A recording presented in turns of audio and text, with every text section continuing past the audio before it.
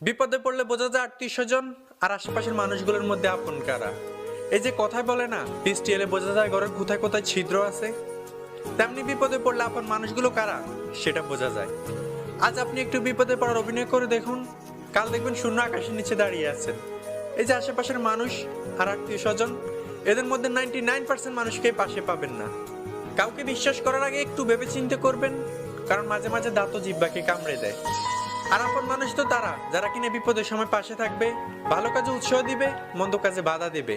আপন মানুষ তারা নয় যারা বিপদের কথা শুনলে এড়িয়ে চলে, হাজারো রকমের বাহানা দেয়।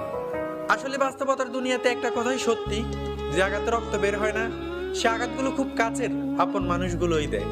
আর আমরা কারণ ছাড়া যাদেরকে আপন ভাবি, তারা প্রয়োজন ছাড়া আমাদেরকে মনেও করে না।